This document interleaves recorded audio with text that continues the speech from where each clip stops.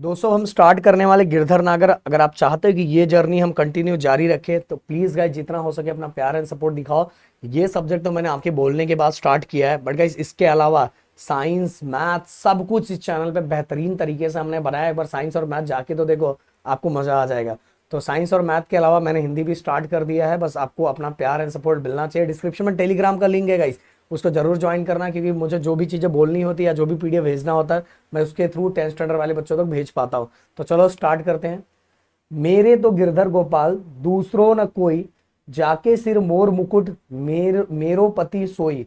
छड़ी दी कुल की कानी, कहा करिए कोई। संतन डिग बैठी बैठी लोग लाज खोई। असुवन जल सिंची सिंची प्रेम बेली बोई। अब तो बैल फैल गई आनंद फल होई। दूध की मथनिया बड़े प्रेम से बिलोई। माखन जब काढ़ी लियो छाछ पिए कोई। भगत देखी राजी होई जगत देखी रोई। दासी मीरा लाल गिरधर तारो अब मोही। देखो दोस्तों, एक चीज आप देखोगे कि इसमें बहुत सारे शब्दों का मैंने अर्थ लिखा जिससे आपको समझने के लिए थोड़ी आसानी हो। अब चलो हम इसका अर्थ देखते हैं। मैंने कृष्ण को ही अपना सब कुछ मान लिया है, वही मेरे स्वामी हैं। उनके लिए मैंने समाज की मर्यादा और लोक लाज छोड़ दी है। मैंने अपने प्रेम को आंसुओं से सींच कर बड़ा किया है और अब उसमें आनंद के फल लग चुके हैं। जैसे मथनी से मक्खन निकालकर छाछ को छोड़ दिया जाता है, वैसे ही मैंने कृष्ण प्रेम को अपनाया और इस संसार को त्याग दिया है। दोस्तों आप देखोगे कि इन पूरी पंक्तियों के अंदर मीरा ये कहना चाहती है कृष्ण भगवान ही मेरे सब कुछ है। मैंने उनके लिए सब कुछ छोड़ दिया है। मैंने अपने आंसुओं से सींच के, मतलब अपने आंसुओं को बहा बहा के अपने इस प्रेम को बड़ा किया है। जो मेरे कृष्ण भगवान के लिए जो मेरा प्रेम है उसको मैंने बड़ा किया है। और फिर इसके बाद उन्होंने एक उदाहरण दिया है कि जैसे मथनी से मक्खन निकालकर छाछ को छोड़ दिया जाता है, वैसे मैंने कृष्ण प्रेम को अपनाया है और इस संसार को त्याग कर दिया है। कृष्ण भक्तों को देखकर मुझे खुशी होती है, मतलब जो कृष्ण को प्यार करते हैं, जो कृष्ण को मानते हैं, उनको देखकर मुझे खुशी होती है। पर दुनिया के व्यवहार से दुख होता है।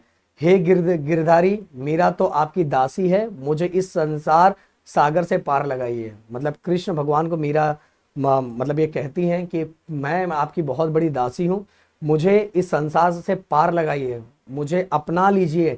ऐसा मीरा कृष्ण भगवान को कहना चाहती है। अब अगला, हरि बिन कुण गति मेरी, तुम मेरे प्रतिपाल कहिए मैं रावरी चेरी। आदि अंत निच नाव तेरो हिमाय फेरी। बेर बेर पुकारे कहो प्रभु आरती है तेरी। यो संसार बिकार सागर बिच में घेरी। नाव फाटी प्रभु पाल बांधो बुड़त है बेरी। बिरहानी पीव की बाट जौवे रख लियो नेरी। दासी मीरा राम रटत है मैं शरण हूं तेरी। अब देखो एक चीज, आप मैं फिर से बोल रहा हूं, मैंने हर शब्दों को बहुत अच्छी तरीके से अर्थ उनका लिखा जिससे आपको समझने के लिए थोड़ा आसानी होगी। अब इन पंक्तियों के द्वारा मीरा क्या कहना चाहती है? हे भगवान, आपके सिवा मेरा कोई नहीं है, आप ही मेरे पालनहार हो और मैं आपकी सेविका हूं। मेरा ये कहना चाहती है कि मेरे लिए मेरे जीवन में आपके बिना कोई और नहीं है और आपके सिवा मैं किसी और को मानती नहीं हूं और मेरा कर्ता धर्ता पूरी तरह से आप ही हो। मैं दिन रात आपका नाम लेती हूँ, मैं बार बार आपको पुकारती हूँ, क्योंकि मुझे आपके दर्शन की बहुत चाह है। ये दुनिया दुखों और बुराइयों से भरी हुई है। मतलब उनके कहने का मतलब दुनिया चारों तरफ देखो दुखों से है, बहुत सारी बुराइयां भरी है और मैं इसमें फंस गई हूँ और मुझे इससे निकालो और निकालने वाले बस आप ही हो, आप ही मेरे पालनहार हो। ऐसा मीरा कृष्ण भगवान से कहना चाहती है। मेरी जीवन नौका इस संसार में डूब रही है, हे प्रभु कृपा करके इसे बचाइए, नहीं तो मैं डूब जाऊंगी। मैं हर समय आपकी राह देखती हूँ, आपकी दासी मीरा हमेशा आपको याद करती है और आपकी शरण में आई है।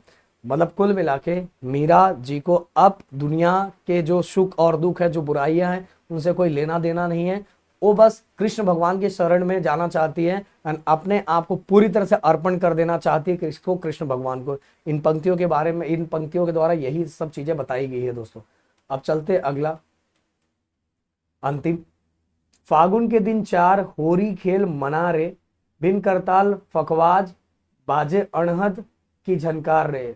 बिन सुर राग छाती सु गावे रोम रम रणकार रे। सील संतोष की केसर गोली प्रेम पीत पिचकार रे। उड़द गुलाल लाल भयो अंबर बरसत रंग अपार रे। घट के पट सब खोल दिए हैं लोक लाज सब डर रे। मीरा के प्रभु गिरधर नागर चरण कवल बलिहार रे। अब फिर से दोस्तों, अपने इन सभी पंक्तियों के द्वारा मीरा अपने प्रेम, अपना भाव जो कृष्ण भगवान के लिए वो प्रकट कर रही है और उन्हीं चीजों के बारे में बता रही है कि मैंने सब कुछ किसको अर्पित कर दिया है, कृष्ण भगवान को अर्पित कर दिया है। हे मेरे मन, फागुन का महीना और होली का समय बहुत छोटा होता है, बहुत कम समय का होता है, इसीलिए भगवान से जी भर का प्रेम करना चाहिए। जैसे लोग होली में नाचते गाते हैं, वैसे ही मीरा जी भी कृष्ण प्रेम में डूबी हुई हैं। अब उनको ऐसा लगता है कि उनके अंदर अनहद नाद गूंज रहा है और उनके तन और मन में बस किसका प्रेम फैला हुआ है, कृष्ण भगवान का प्रेम फैला हुआ है।